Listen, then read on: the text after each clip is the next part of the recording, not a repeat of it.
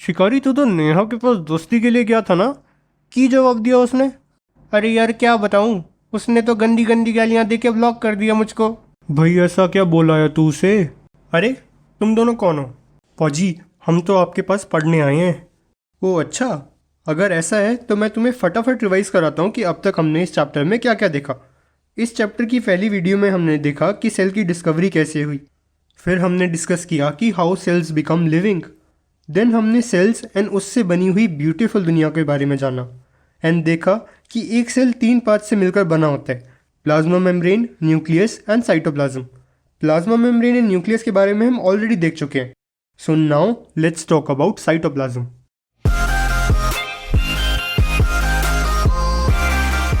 Cytoplasm एक jelly जैसा material है जो कि सेल के अंदर फील्ड होता है एंड इसके अंदर सेल का हेडक्वार्टर यानी उसका न्यूक्लियस फ्लोट कर रहा होता है।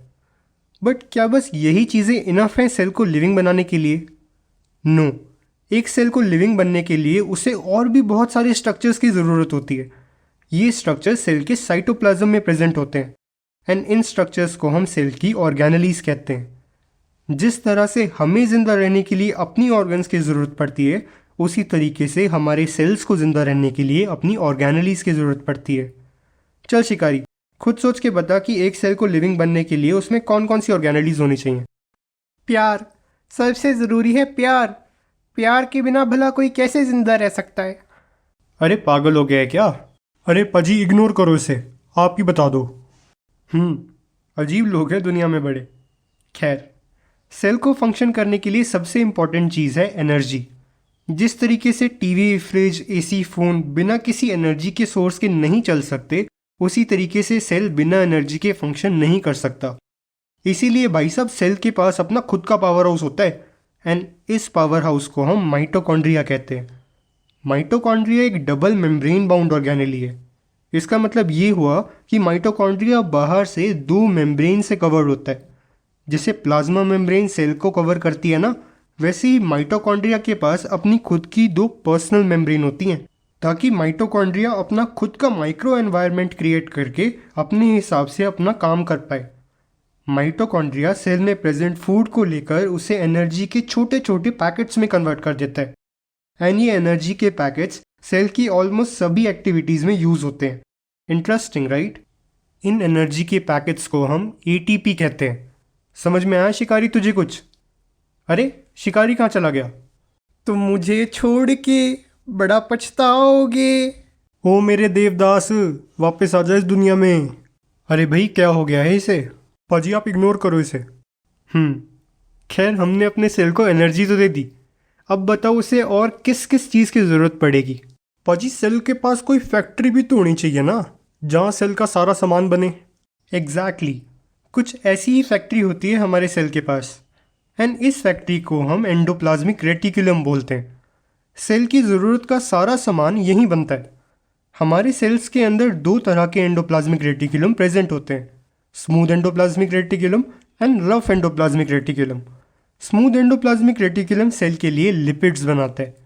लिपिड्स कुछ फैट जैसे मॉलिक्यूल होते हैं। सेल की प्लाज्मा मेम्ब्रेन एंड ऑर्गेनेलीज के around present membrane mostly lipid से ही बनी होती है। मतलब smooth endoplasmic reticulum cell membrane की फॉर्मेशन के लिए सामान सप्लाई करता है। रफ एंडोप्लाज्मिक रेटिकुलम भी स्मूथ एंडोप्लाज्मिक रेटिकुलम जैसा ही होता है, बट द डिफरेंस इज कि इसके ऊपर कुछ छोटी छोटी मशीन्स प्रेजेंट होती हैं। इन्हीं मशीन्स की वजह से ये माइक्रोस्कोप के अंदर रफ सा दिखता है, इसीलिए इसका नाम है रफ एंडोप्लाज्मिक रेटिकुलम। इन छोटी छोटी मशीन्स को हम राइबोसोम्स कहते हैं। राइबोसोम्स की हेल्प से रफ एंडोप्लाज्मिक रेटिकुलम सेल के लिए अलग अलग तरह के प्रोटीन्स बनाता है। प्रोटीन्स सेल के बिल्डिंग ब्लॉक्स होते हैं। ये सेल का स्ट्रक्चर फॉर्म करते हैं एंड सेल के ऑलमोस्ट सभी फंक्शंस में इन्वॉल्व होते हैं। अगर सेल एक घर है तो प्रोटीन्स उसकी ब्रिक्स हैं। Interesting right? अरे प्रोटीन्स तो खाने में भी होते हैं ना? मैंने सुना है कि जिम जाने वाले लोग बहुत सारे प्रोटीन खाते हैं। आज से मैं भी जिम जाऊंगा और बॉडी बनाऊंगा। हाँ शिकारी, सही कह रहा है तू। जैसा कि हमने देखा कि सेल के लिए प्रोटीन्स बहुत ज़रूरी होते हैं एंड मसल सेल्स में तो स्पेशली प्रोटीन बहुत हाई अमाउंट में चाहिए होते हैं। इसीलिए जिन लोगों को अपना मसल का मास बढ़ाना होता है वो लोग डाइट में एक्स्ट्रा प्रोटीन्स लेते हैं ताकि उनकी मसल के सेल ग्रो कर पाएँ एंड उनकी अच्छी बॉडी बन पाए। क्यों, है ना ये interesting? You know, endoplasmic reticulum भी मेम्ब्रेन बाउंड ऑर्गेनेली है, जो कि आप देख ही सकते हैं, बट राइबोसोम्स के अराउंड कोई मेम्ब्रेन प्रेजेंट नहीं होती। ओके, तो हमने सेल में एक फैक्ट्री भी लगा दी। एक और ऑर्गेनेली है जो एंडोप्लाज्मिक रेटिकुलम से बहुत क्लोजली कनेक्टेड होती है। इस ऑर्गेनेली का काम होता है एंडोप्लाज्मिक रेटिकुलम के बनाए प्रोडक्ट्स को पैक करके उन्हें उनकी सही जगह तक पहुंचाना। इस ऑर्गेनेली को हम गोल्जाई एपरेटस बोलते हैं। ओके, तो अब तक हमने 3 ऑर्गेनेलीज देख ली। चल मोगली, बता हमारे सेल को और किस किस चीज़ की ज़रूरत पड़ेगी? पाजी, सेल के अंदर एक स्टोर हाउस और बना देते तो मज़ा आ जाता। अरे बिल्कुल बना देते हैं। सेल के पास जनरली एक स्टोर हाउस प्रेजेंट होता है जिसे हम वैक्यूल कहते हैं। एनिमल सेल्स के अंदर जनरली छोटे छोटे वैक्यूल होते हैं एंड प्लांट सेल्स में लार्ज वैक्यूल्स प्रेजेंट होते हैं। कभी कभी तो 50 to 90% सेल वैक्यूल से ही भर जाता है। ऑब्वियसली वैक्यूल्स भी मेम्ब्रेन बाउंड ही होते हैं, वरना तो उनका सारा सामान बाहर निकल जाएगा ना। पाजी, सेल के पास कोई सिक्योरिटी गार्ड भी तो होना चाहिए ना?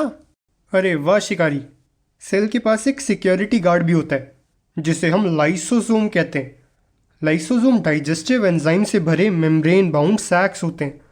डाइजेस्टिव एंजाइम की मदद से लाइसोसोम किसी भी फॉरेन मटेरियल जैसे कोई बैक्टीरिया को किल कर सकते हैं।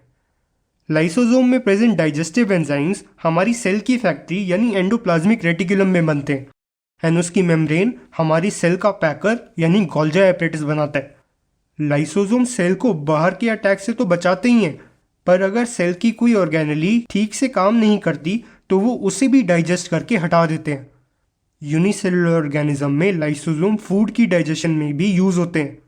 एंड हाँ, अगर सेल ज़्यादा डैमेज हो जाए या फिर उसका जेनेटिक मटेरियल में कोई प्रॉब्लम आ जाए तो ये लाइसोसोम बर्स्ट करके पूरे सेल को ही डाइजेस्ट कर लेते हैं।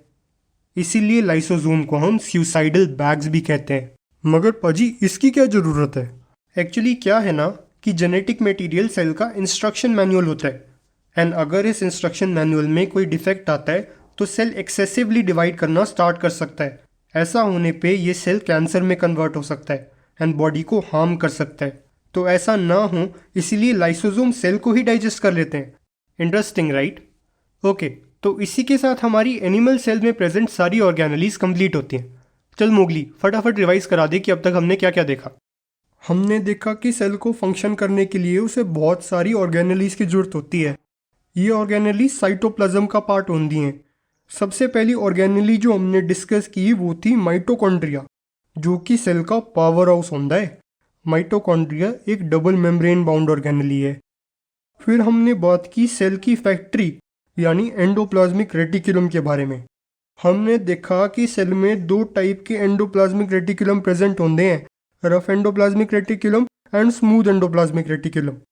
रफ एंडोप्लाज्मिक रेटिकुलम में राइबोसोम्स प्रेजेंट होते हैं जिनकी हेल्प से ये सेल के लिए प्रोटीन्स बनाते हैं, जबकि स्मूथ एंडोप्लाज्मिक रेटिकुलम में कोई राइबोसोम नहीं होते एंड वो लिपिड सिंथेसिस करते हैं।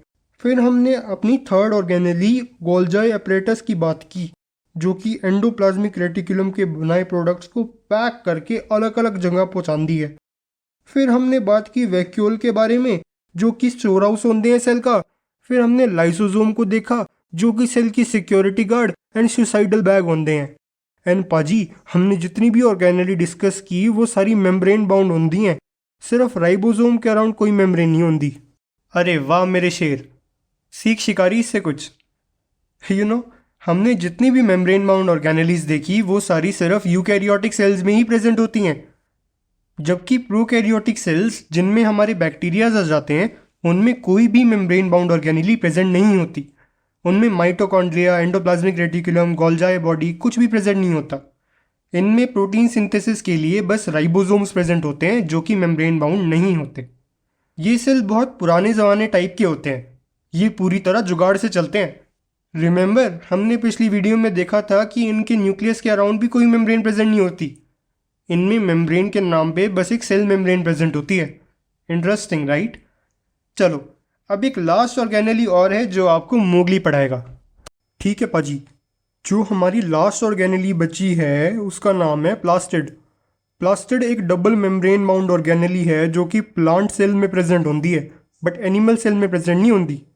प्लांट में 2 तरह के प्लास्टिड प्रेजेंट होते हैं, क्रोमोप्लास्ट एंड ल्यूकोप्लास्ट। ल्यूकोप्लास्ट मतलब कलरलेस प्लास्टिड।